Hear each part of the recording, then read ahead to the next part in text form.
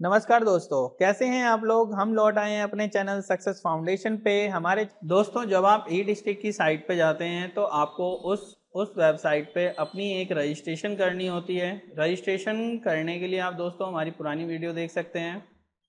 दोस्तों, उसके बाद करना क्या है, आपने जो रजिस्ट्रेशन किया है, जो भी यूज़र आईडी पासवर्ड बनाया है, उस पासवर्ड से आपको लॉगिन करना होता है, जिसके थ्रू आप अपनी जो है लेबर कार्ड को रीन्यू भी कर सकते हैं और नया भी बना सकते हैं।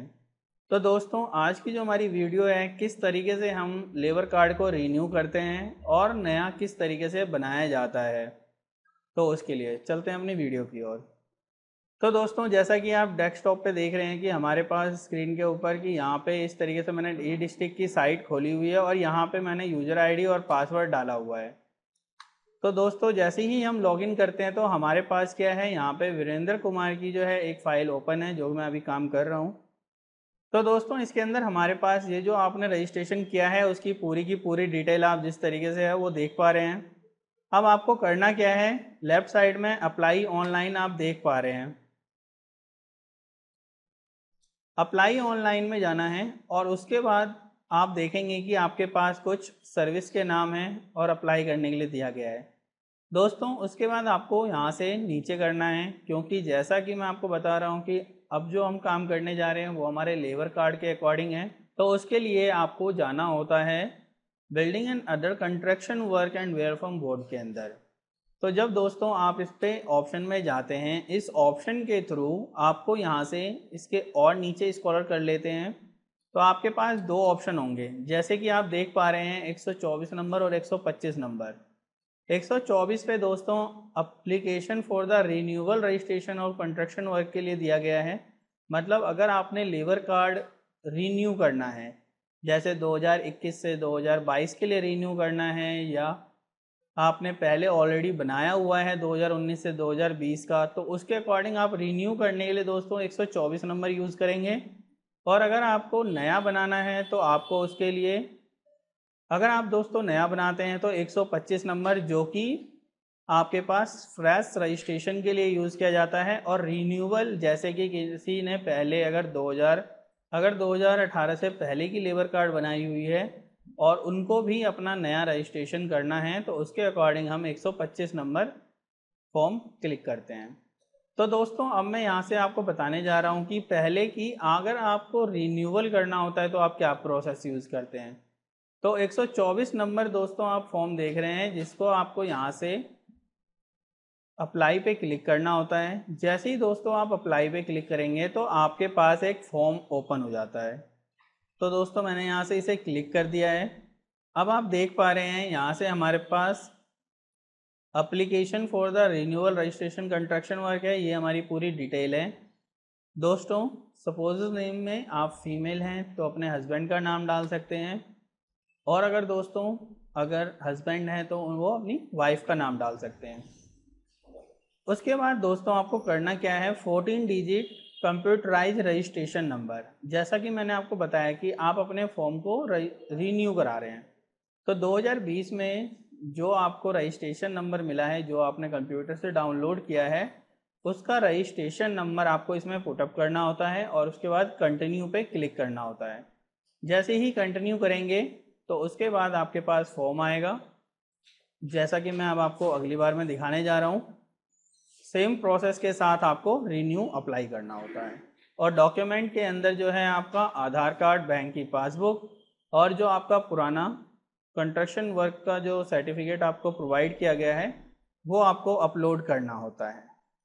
दोस्तों, नेक्स्ट ऑप्शन हमारे पास जो होता है वो होता है अब कि आप अगर लेबर कार्ड बनवाना चाहते हैं तो उसके लिए हम 125 नंबर फॉर्म को अप्लाई करते हैं, जिसके अंदर दो तरीके से वर्क होता है। अगर 2018 से किसी के पास पहले का लेबर कार्ड बना हुआ है जो कि बुक टाइप में होती थी, तो उसको भी 125 नंबर पार्ट में ऐड किया जाता है।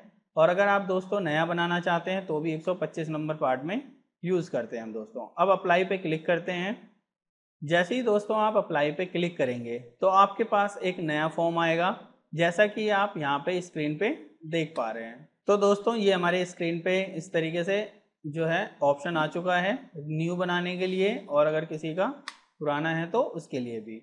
तो दोस्तों जैसा कि मैंने आपको बताया, सपोज नेम के अंदर आप अगर मैरिड हैं तो उसके अंदर आपकी वाइफ का नाम या आपके हस्बैंड का नाम आएगा, जैसा कि मैं यहाँ पे टाइप कर दे रहा हूँ इनकी वाइफ का नाम। और उसके बाद दोस्तों, are you register for the construction work, क्या आप कंस्ट्रक्शन वर्क में पहले से रजिस्टर्ड हैं या नहीं हैं।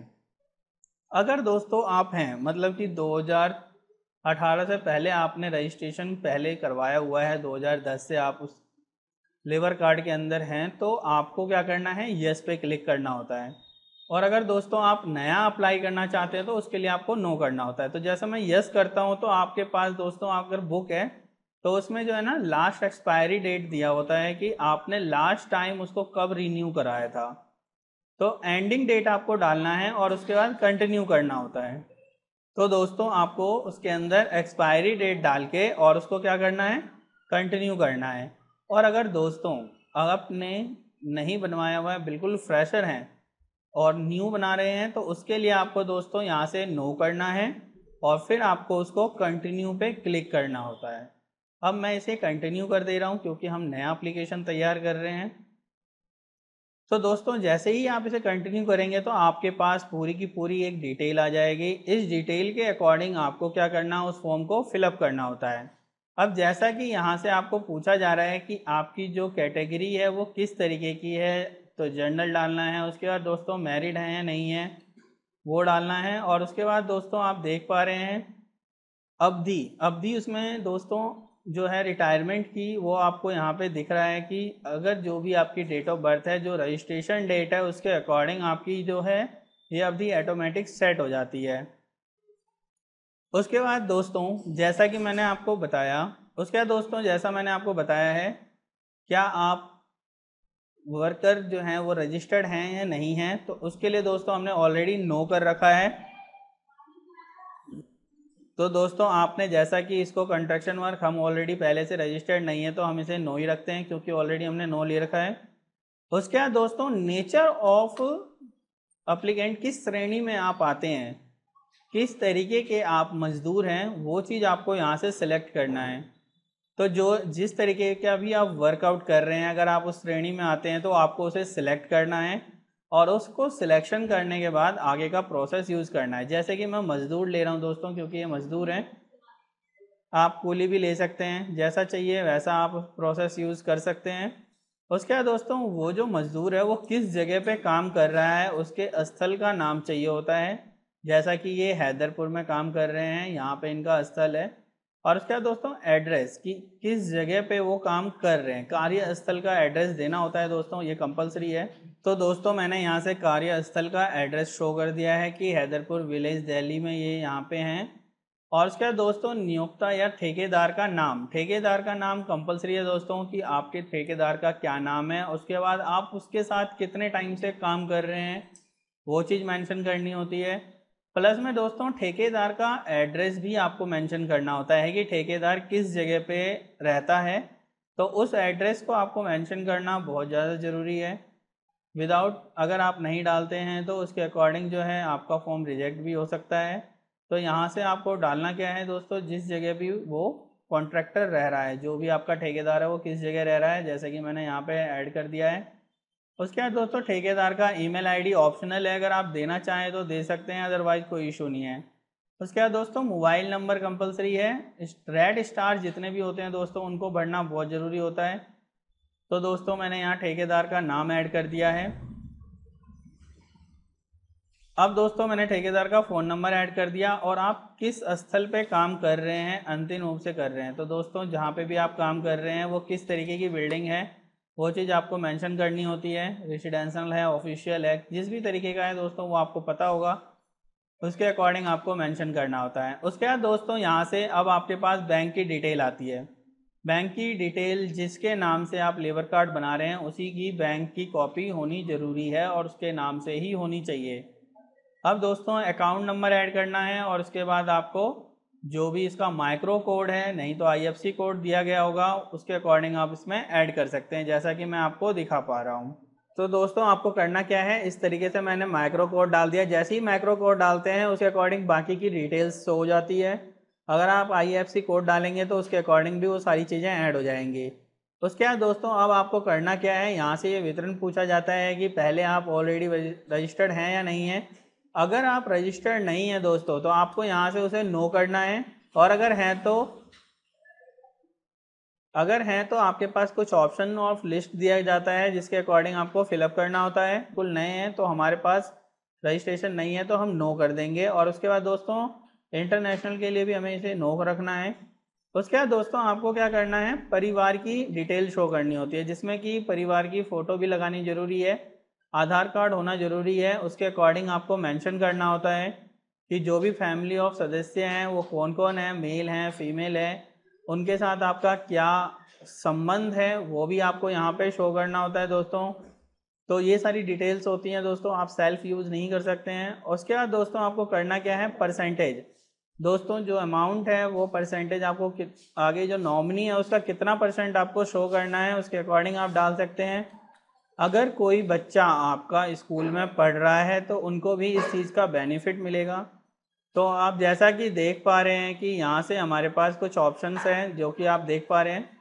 यहाँ पे 2 बच्चों की डिटेल डाली जा सकती है जो स्कूल में पढ़ रहे हैं, 2 से ज़्यादा के नहीं डाल सकते हैं दोस्तों, सिर्फ ओनली 2 की डालनी है, जिसमें कि उनका आई कार्ड होना कंपलसरी है। क्योंकि स्कूल का जो बार कोड होता है, जो स्कूल का जो दोस्तों कोड होता है वो इसमें डालना होता है, किस जगह पे है वो भी डालना होता है।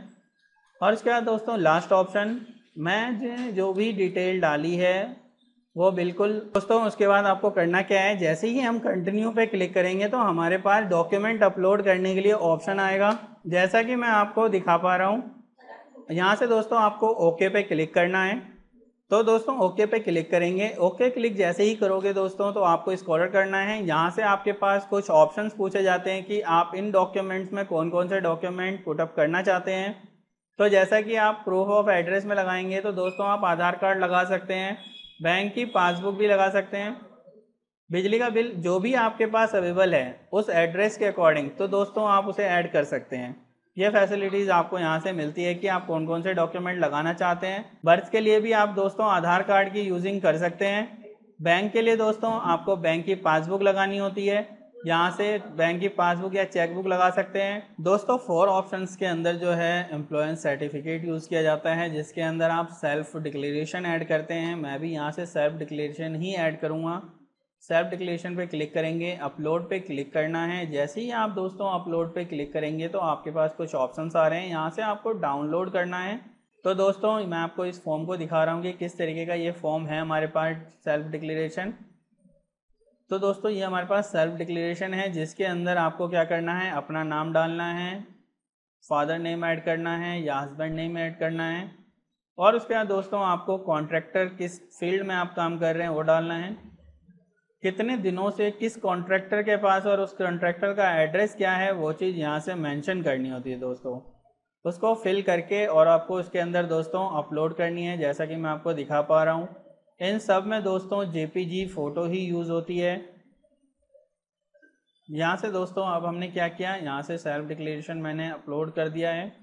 ओपन पे जाके क्लिक करेंगे और यहाँ से जाके आई होल्ड डॉक्यूमेंट को क्लिक करके और अपलोड डॉक्यूमेंट पे क्लिक करेंगे तो आप देखेंगे दोस्तों कि किस तरीके से हमारे पास डॉक्यूमेंट जो है वो अपलोड हो चुका है।